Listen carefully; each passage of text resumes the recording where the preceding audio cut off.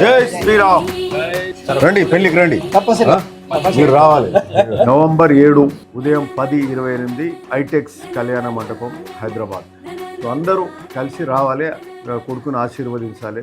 శ్రీరామ్ రెడ్డి రుచితల యోగానికి రావాలి, వారిని ఆశీర్వదించాలని కోరుతున్నా.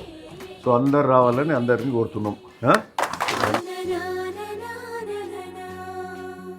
అందాల కుందనపు